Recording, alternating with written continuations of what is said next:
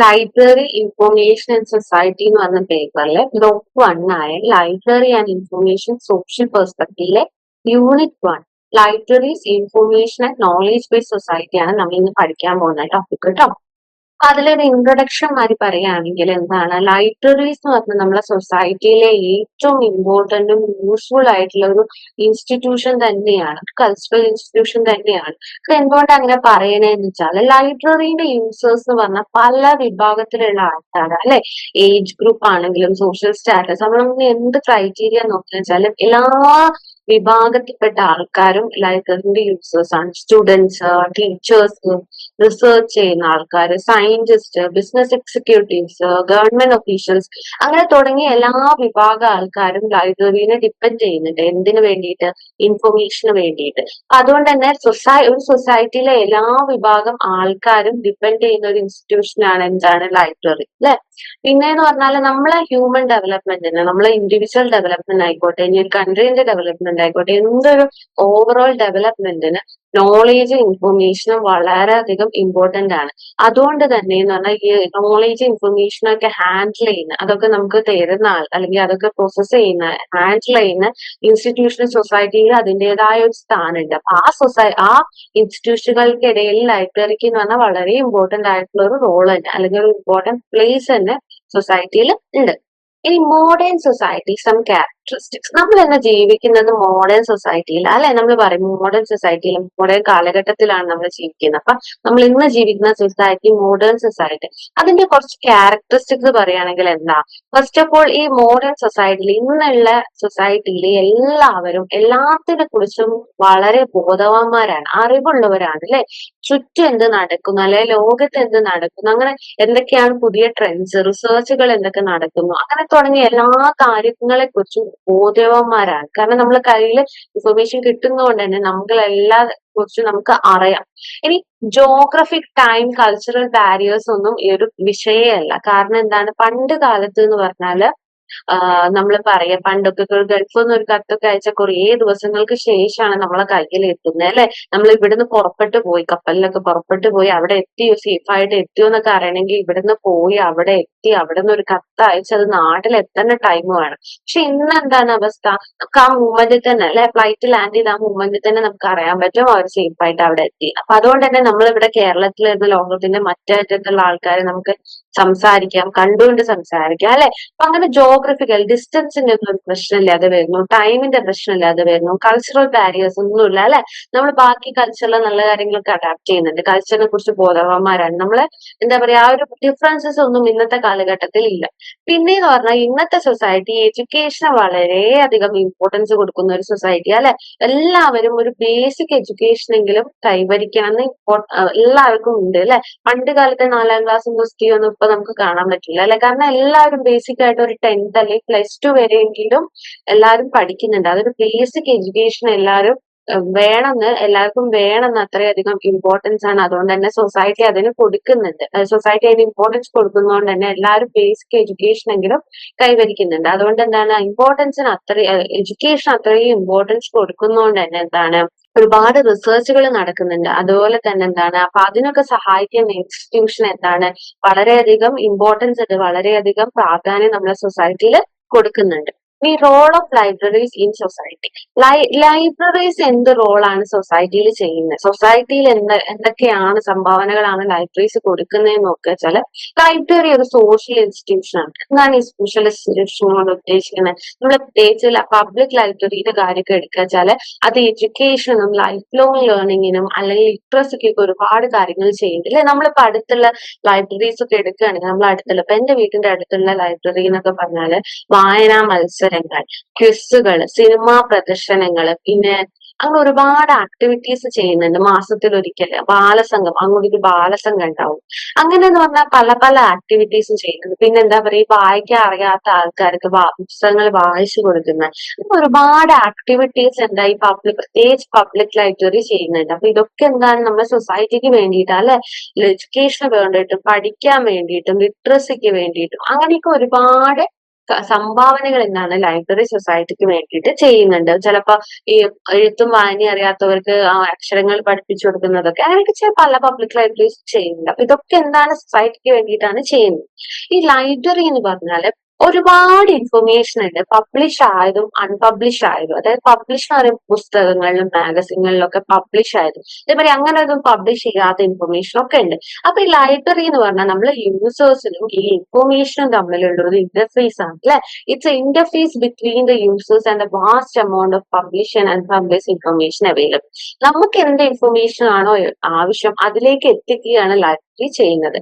ഇനി എന്ന് പറഞ്ഞാൽ അധിക ലൈബ്രറീസും എന്താണ് ലേണിങ്ങിന് വേണ്ടി ഫെസിലിറ്റി അതിന് ലേണിംഗ് ഹെൽപ്പ് ചെയ്യുന്നുണ്ട് അല്ലെ. അതായത് നമുക്കിപ്പോ നമ്മൾ പഠിക്കുന്ന ടെക്സ്റ്റ് ബുക്കുകളിൽ ഒതുങ്ങാതെ എക്സ്ട്രാ പഠിക്കണമെങ്കിൽ എക്സ്ട്രാ കാര്യങ്ങൾ വേണമെങ്കിൽ നമ്മൾ ബുക്സ് ഡിപ്പെൻഡ് ചെയ്യും, ലൈബ്രറിയിലെ ബുക്സ് പോയി എന്താ റെഫറൻസ് ചെയ്യും. അപ്പൊ അതൊക്കെ എന്താണ് ലേണിങ്ങിന് വേണ്ടിയിട്ട് നമ്മളെ പഠിത്തത്തിന് വേണ്ടിയിട്ട് ഹെൽപ്ഫുൾ ചെയ്യാണ്. അപ്പൊ ചെറിയ കുട്ടി മുതൽ വലിയ റിസർച്ച് ചെയ്യുന്ന അല്ലെങ്കിൽ വർക്ക് ചെയ്യുന്ന ആൾക്കാർക്ക് വരെ പഠിക്കാൻ വേണ്ടിയിട്ട് അല്ലെങ്കിൽ ഇൻഫർമേഷന് വേണ്ടിയിട്ട് ഒരുപാട് കാര്യങ്ങൾ സൊസൈറ്റിക്ക് വേണ്ടിയിട്ട് ലൈബ്രറീസ് ചെയ്യുന്നത്. നമ്മൾ ഇതിന് മുന്നേ പറഞ്ഞ 2 ടോപ്പിക്കുള്ള കാര്യങ്ങളും ഇതിൽ ഇപ്പോഴത്തെ മോഡേൺ സൊസൈറ്റിയുടെ ക്യാരക്ടറിസ്റ്റിക്സും അതിന്റെ മുന്നേ ഇൻട്രഡക്ഷനിലൊക്കെ നമ്മൾ ഇത് തന്നെയാ പറഞ്ഞത്. അപ്പൊ ഒരുപാട് റോൾ എന്താണ് ലൈബ്രറി സൊസൈറ്റിക്ക് വേണ്ടിയിട്ട് ചെയ്യുന്നുണ്ട്, പ്രത്യേകിച്ച് ഈ കാലഘട്ടത്തിൽ ഇൻഫർമേഷൻ ഒക്കെ അത്രയും ഇമ്പോർട്ടന്റ് ആയിട്ടുള്ള കാലഘട്ടത്തിൽ.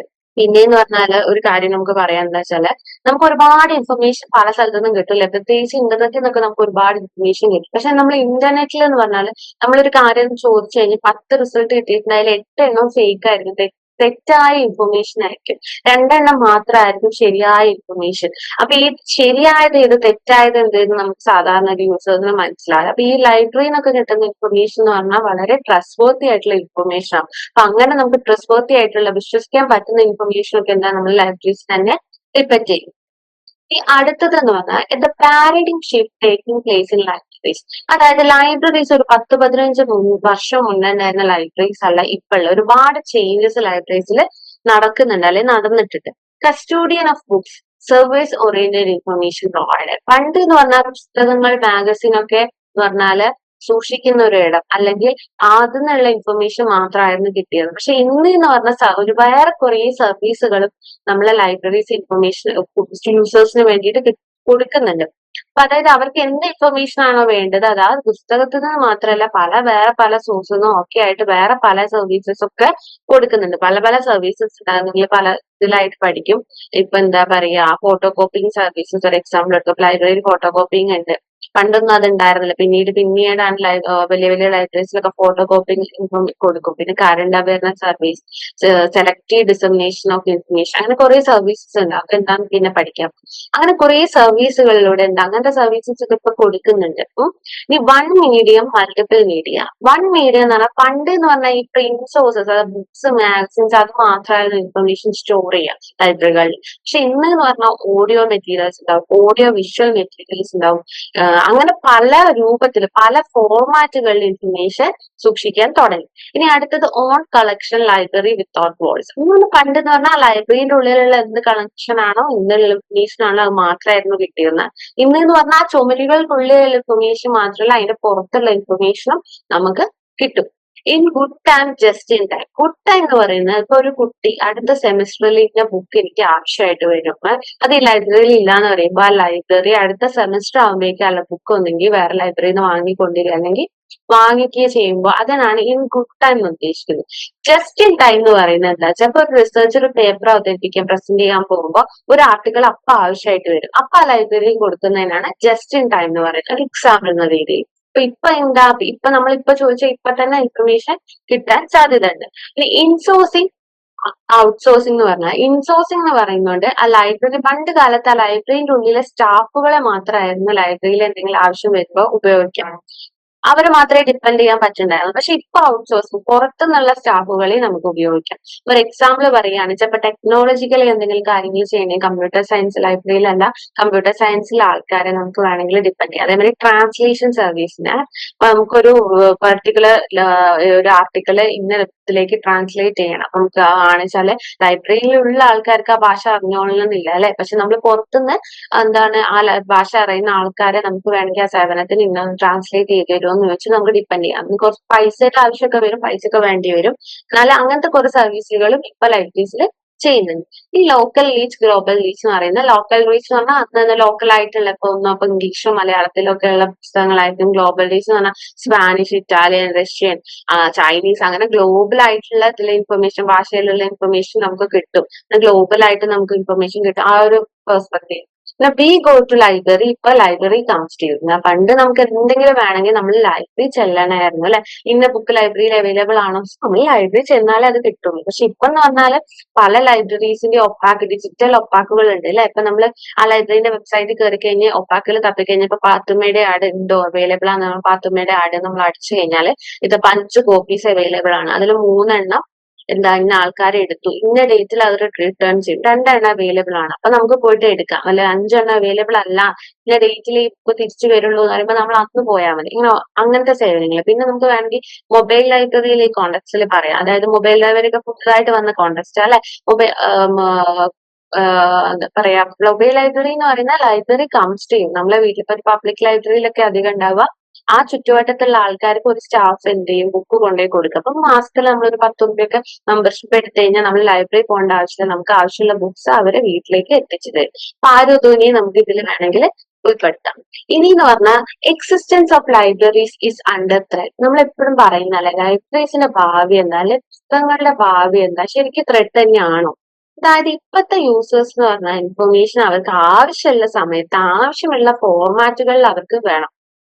ഒരുപാട് ഇൻഫർമേഷൻ സോഴ്സസ് ഉണ്ട്. ഇപ്പൊ ലൈബ്രറീസ് എന്താണ്, ലൈബ്രറിയൻസ് നമ്മൾ എന്ത് ചെയ്യണം, ലൈബ്രറീസ് പുതിയ ടെക്നോളജി ഒക്കെ ലൈബ്രറീസിൽ കൊണ്ടുവരണം.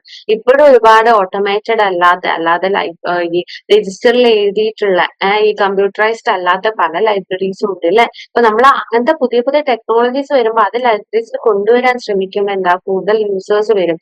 അങ്ങനെ ശ്രമിക്കുമ്പോൾ ലൈബ്രറീസ് ഒരിക്കലും ഒരു ത്രെട്ടാന്ന് പറയില്ല. അങ്ങനെ നമ്മൾ കൊണ്ടുവരണം. പണ്ടത്തെ അതേ മോഡലിൽ കൊണ്ടുപോകാൻ പറ്റില്ല എന്നാണ് പറഞ്ഞത്. ഇനി അടുത്തത് information and its impact on society. ഇൻഫർമേഷനുമായ സൊസൈറ്റിയിൽ എന്തൊക്കെ ഇമ്പാക്റ്റുകളാണ് അല്ലെ.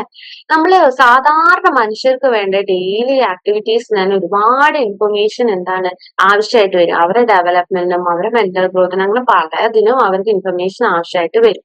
എന്താ പറയാ, ഈ ഇൻഫർമേഷൻ നോളേജിന്റെ ഇമ്പാക്ട് എന്ന് പറഞ്ഞാൽ പല ഹ്യൂമൻ ആക്ടിവിറ്റീസിലും കാണാം. അതായത് education, research and development, government activities, mass communication തുടങ്ങിയ എല്ലാ വിഭാഗത്തിൽ നിന്ന് ഇൻഫർമേഷൻ ആവശ്യമായിട്ട് വരുന്നുണ്ട്.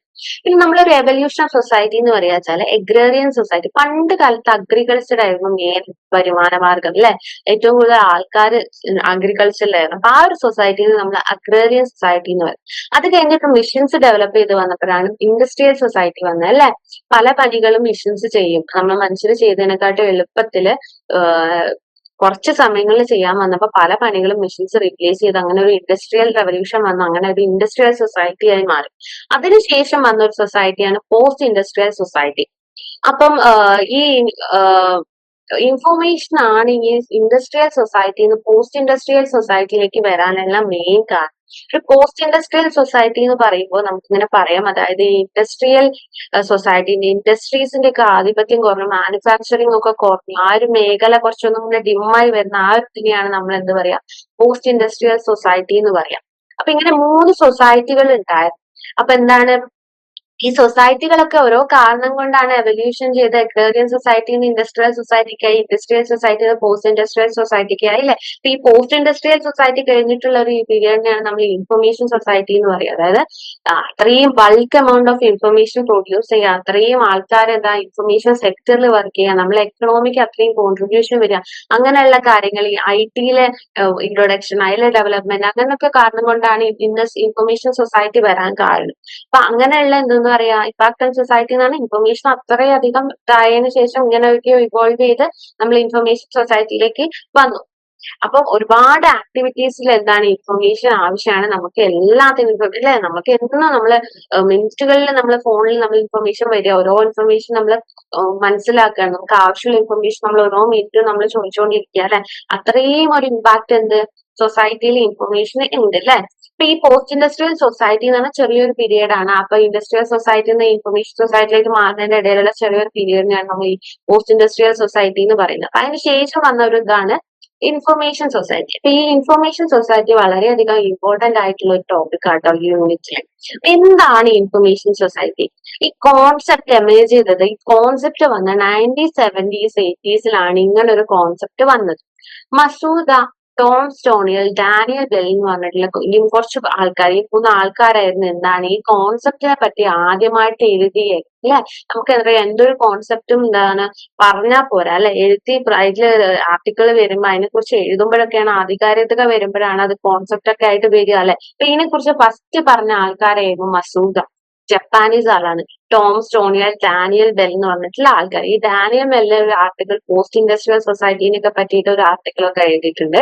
അപ്പൊ ഈ 3 ആൾക്കാർ ഇതിനെ കുറിച്ച് ആദ്യമായിട്ട് എഴുതിയത് എന്താണ്, പ്രൊഡക്ഷൻ ഓഫ് ഇൻഫർമേഷൻ എന്തായി, സൊസൈറ്റിന്റെ ഡെവലപ്മെന്റ് ഏറ്റവും വലിയൊരു ഘടകം എന്തായി മാറി, പ്രൊഡക്ഷൻ ഓഫ് ഇൻഫർമേഷൻ ആയി. Introduction of IT, a growing portion of workers is employed in the information sphere, the important factor enabling discourse to shift from post-industrialization to information society's massive growth in the economic significance of IT. എന്താണ് information society, എന്താണ് IT introduce ചെയ്തു. പിന്നെ എന്താണ്, കൂടുതൽ ആൾക്കാർ എന്താ information സെക്ടറിൽ work ചെയ്യാൻ തുടങ്ങി. ഇൻഫർമേഷൻ വെച്ചിട്ടുള്ള സെക്ടറിൽ, അതായത് നമ്മളെ teaching, research and development, mass communication അങ്ങനെയുള്ള സെക്ടറിൽ ജോലി ചെയ്യാൻ തുടങ്ങി. പിന്നെ ഈ IT-ന്റെ ഇമ്പോർട്ടൻസ്, ഇതിൽ കുറെ ഡെവലപ്മെന്റ് വന്നു. പിന്നെ നമ്മളെ രാജ്യത്തിന് തന്നെ, നമ്മളെ രാജ്യങ്ങൾക്ക് തന്നെ ഒരുപാട് ഈ IT സെക്ടറിന് ഒരുപാട് എന്താണ് പൈസ അല്ലെ, ഏറ്റവും കൂടുതൽ കോൺട്രിബ്യൂഷൻ വരുന്ന ഒരു സെക്ടർ ഒക്കെ ആയി മാറി. ഇതൊക്കെയാണ് എന്താണ് പോസ്റ്റ് ഇൻഡസ്ട്രിയൽ സൊസൈറ്റിയിൽ നിന്ന് ഇൻഡസ്ട്രിയൽ സൊസൈറ്റിയിലേക്ക് ഒരു ഷിഫ്റ്റിനുള്ള കാരണം എന്താണ്, ഇതൊക്കെ തന്നെയാണ്. ഇനി Alvin Toffler and John Naisbitt have done much to popularise this concept. അതിനെ കുറിച്ച് അവർ 3 പേര് എഴുതിയിരുന്നെങ്കിൽ പോലും ആൽവിൻ ടോഫ്ലറും ജോൺ നാസ്ബിറ്റും എന്താണ് ഏറ്റവും കൂടുതൽ ഈ കോൺസെപ്റ്റ് ഒന്ന് എല്ലാവരിലേക്ക് എത്തിക്കാൻ, പോപ്പുലറൈസ് ചെയ്യാൻ ഏറ്റവും കൂടുതൽ കോൺട്രിബ്യൂഷൻ കൊടുത്തിട്ടുള്ള 2 ആൾക്കാരാണ് ഇവർ. ഇത് നാസ്ബിറ്റ് എന്ന് പറഞ്ഞിട്ടുണ്ട് നമ്മളെ യുണൈറ്റഡ് സ്റ്റേറ്റ്സ് 1960s 70s തുടക്കത്തിൽ തന്നെ ഒരു ഇൻഫർമേഷൻ സൊസൈറ്റി ആയിട്ട് മാറി. ഏറ്റവും കൂടുതൽ എന്താ പറയുക കാരണം എന്തായിരുന്നു, കമ്പ്യൂട്ടർ ആയിരുന്നു. നമ്മളിപ്പോ പറയില്ലേ പണ്ട് കാലത്തൊക്കെ ഏറ്റവും വലിയ ശക്തിയും നമ്മൾ ബ്രിട്ടൻ ആയിരുന്നു, റഷ്യ എന്നൊക്കെ പറയും. ഇന്നത്തെ കാലത്ത് നമ്മൾ ഏറ്റവും വലിയൊരു ശക്തി എന്ന് പറയുമ്പോൾ നമ്മളെ മനസ്സിലേക്ക് വരുന്ന പേര് യുണൈറ്റഡ് സ്റ്റേറ്റ്സ് അല്ലെ. അപ്പൊ എന്തുകൊണ്ട് ഈ യുണൈറ്റഡ് സ്റ്റേറ്റ്സ് ശക്തിയായി മാറി? ഇവർ ആദ്യം തന്നെ കമ്പ്യൂട്ടറിന്റെ അല്ലെ ഇൻഫോർമേഷൻ ഇമ്പോർട്ടൻസ് മനസ്സിലാക്കി. അതായത് ഇനി വരുന്ന യുഗം കമ്പ്യൂട്ടർ യുഗമാണ്, ഇൻഫർമേഷൻ സെക്ടറിൽ ഒരുപാട് ജോലി സാധ്യതകളുണ്ട്, അതിന് ഒരുപാട് വരുമാനം കിട്ടുന്നൊക്കെ ആദ്യം മനസ്സിലാക്കിയ കൺട്രീസിൽ ഒന്നാണ് US.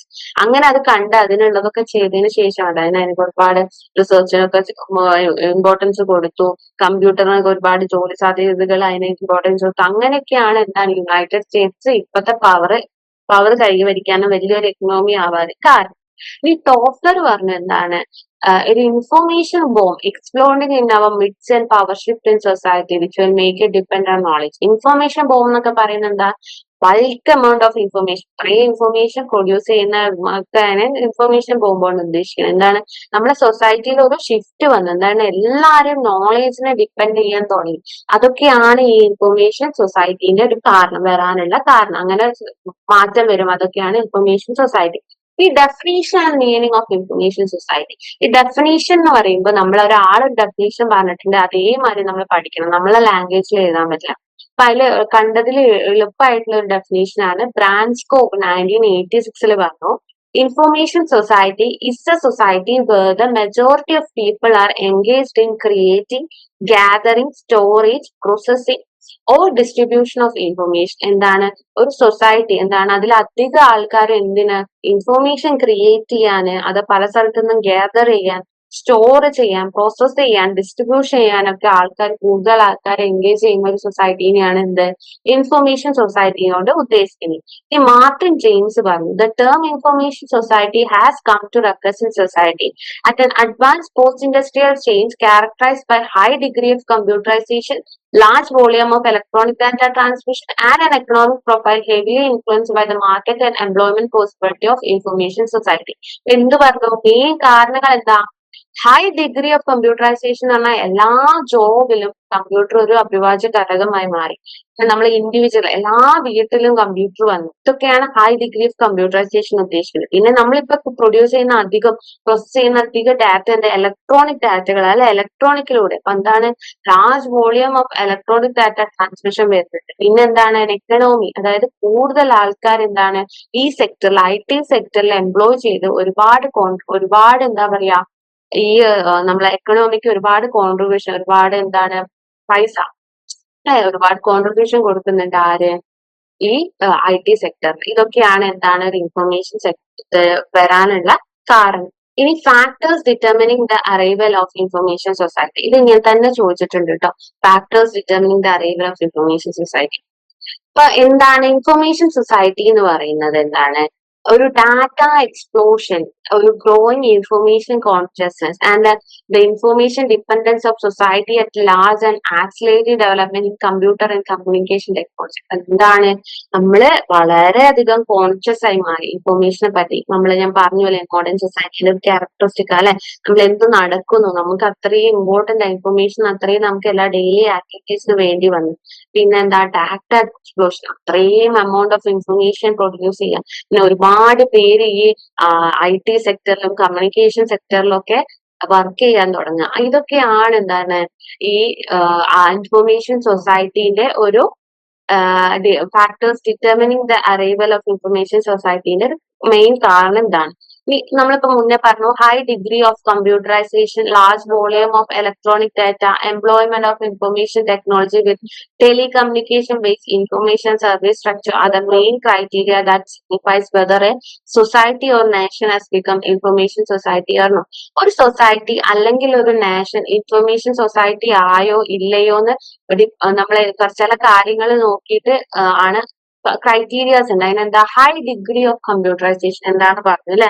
പിന്നെന്താ, ലാർജ് വോളിയം ഇലക്ട്രോണിക് ഡാറ്റയാണ് പ്രോസസ് ചെയ്യുന്നത്. പിന്നെ ഒരുപാട് ആൾക്കാർ മെജോറിറ്റി ആൾക്കാർ ഇൻഫർമേഷൻ ടെക്നോളജി ആ സെക്ടറിൽ ജോലി ചെയ്യുന്നു, IT സെക്ടറിൽ ജോലി ചെയ്യുന്നു.